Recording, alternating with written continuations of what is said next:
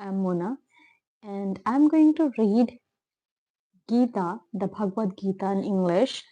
Uh, मेरी माँ गीता पुराण पढ़ रही है हिंदी में, जो कि इस चैनल की प्लेलिस्ट में आप देख सकते हैं. I'm going to read it in English. The Bhagavad Gita or the song Divine is the conversation between Arjun and Lord Krishna. Okay, so here it goes. I'm going to start from today, and I'm going to start from the page one.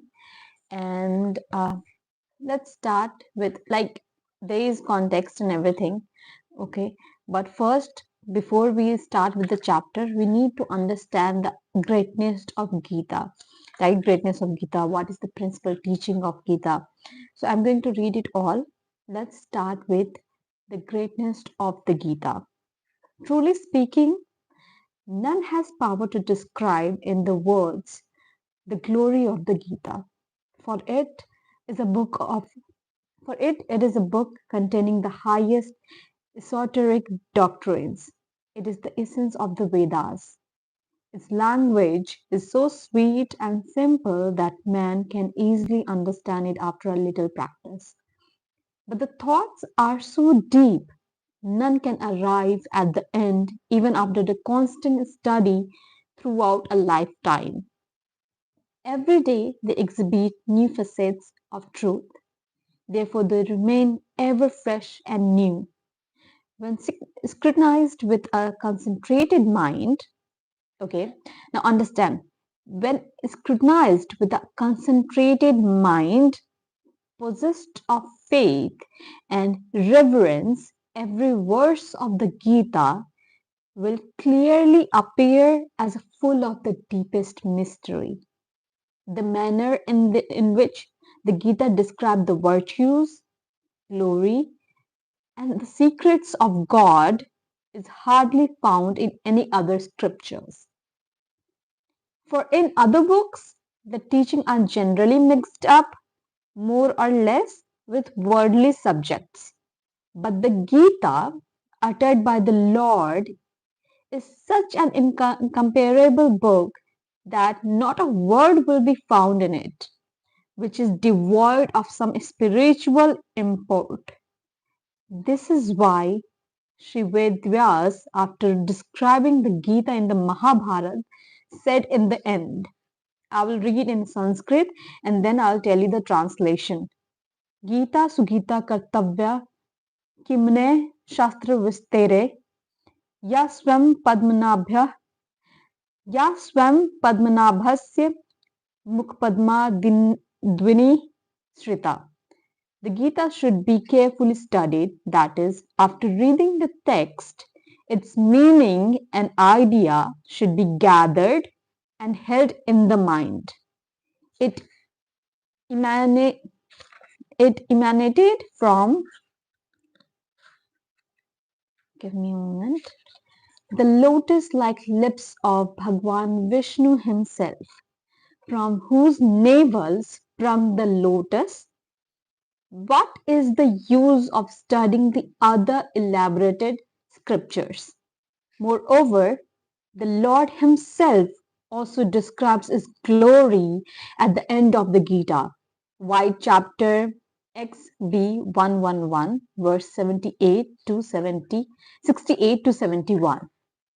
All men, irrespective of varnas and ashramas, possess the right to study the Gita. Now, here it says that every man, irrespective of what their varna is, they have the right to study the Gita. The only qualifications needed are faith and reverence, for it is God's injunctions to propagate the Gita only among its devotees.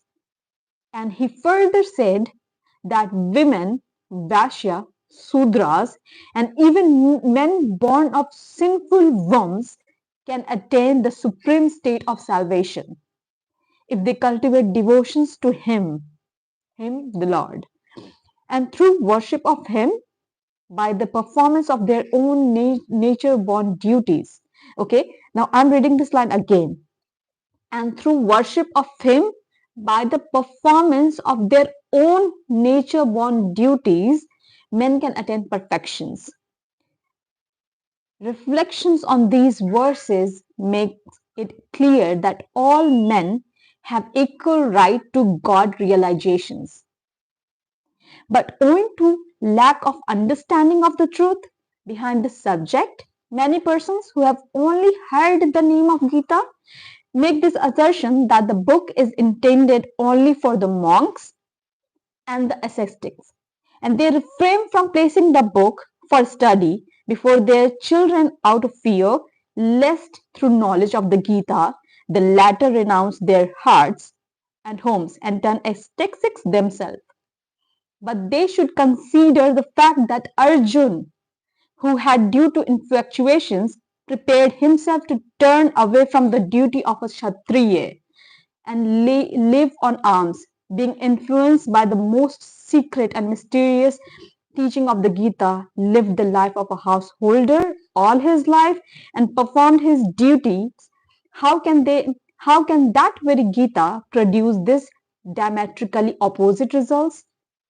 Okay, so here it is saying that uh, now these books by many men, many pundits, we can say, is being kept away from the children and many people. So they, especially from children, so they do not convert into monks since they believe that this book is only meant for monks. But it's saying that if the conversation between Arjun and Krishna is all about following your duty. So Arjun here is a Kshatriya and he have to do the war. So he here Krishna has asked him to do his duty and he did all the household stuff and the wars. So that's what I'm saying, that if the teaching is different, how can people say that it's only for the monks, right? Now I'm reading ahead. Therefore, men who desire their own welfare should give up these delusions and with utmost faith and reverence induce their children to study the Gita, understanding the meaning and the underlying of the every verse. And while studying and reflecting on it themselves, should, according to the injunctions of the Lord, earnestly take to spiritual practice. For obtaining this most valuable human body, it is improper to waste even a single moment of one's time in indulging in transient enjoyments, the roots of sorrow. Okay, so tomorrow I'm going to start reading with the principal teaching of the Gita. Today I was reading the importance of Gita, the greatness of Gita, and tomorrow I will read the principal teaching of the Gita. Okay, so here in this, I will tell you in the short. It says that study the Gita. Do you understand? I agree. Where is the guitar or Gita? This is Gita, the book. The name is Gita. Now guitar is Gita. Okay, and the greatest of Gita, it says that this book is meant for everyone, every person, no matter where he comes from, even for women, men from lower caste, people from lower caste, even from the sinful wombs. Okay, so some people say that no, yes, Ron, I'm so sorry. It's Gita. It's a book, Hindu mythological book. It has great teaching. So I'm going to read this. Okay, today I have read the greatness of Gita, and tomorrow I'll read the principal teachings of the Gita. And eventually I will read the entire book. Okay, and if it goes well, I'm going to buy a bigger book with more verses and explanations. I am hoping that there will be more explanation, and I will start reading the Bhagavad Puran in English. My mother is reading that book in Hindi, but I'm going to read it in English for um, like viewers worldwide. Okay, not everyone understand Hindi, so I'm going to read that in English. But first, I'm going to read this one, complete this one. Okay, so I was saying that this book is meant for everyone. Okay, no matter where you come from, the only qualification you need is that you should be a devotee. Like, you must have interest in this book, you want to understand the teaching.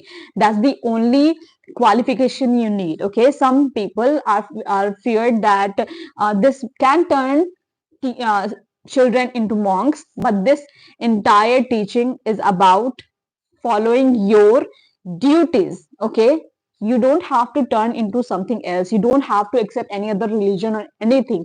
This just uh, yes, everyone can read this book. Okay, it's in English, it also comes in different languages, you can buy it.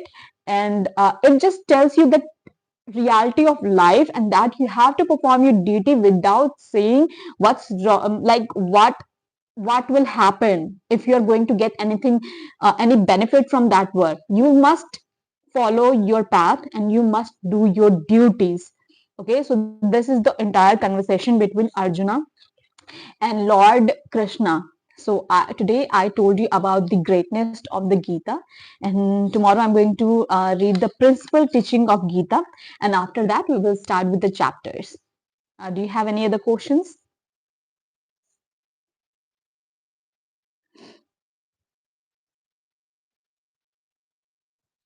I think not. If you do, you can comment on this. And no, Shiva is not on the cover. It's Lord Vishnu. Lord Vishnu, it's Krishna, Lord Krishna, his reincarnation of God Vishnu. And this is Arjun. So we will get to know how he becomes the warrior, and he Krishna himself is guiding him. No, funny. This is funny. So Shiva also have blue skin since he drank the poison and kept it in the neck. Okay, but Vishnu also have blue skin because he is known as the Lord of the Sky. So sky, and he lives in the water. Okay, so those both is blue in the color. That's why we paint him blue, but in reality he's white, very fair. No, sorry, he's dark. That's why. Shiva is very fair and Vishnu is dark, but he's known as the Lord of the Sky, and he lives in the ocean. That's why the blue skin. So yes, everyone should read this.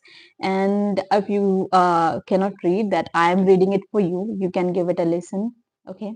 Okay, I'm taking the leave for today, and I'll come back tomorrow at the same time. Bye bye.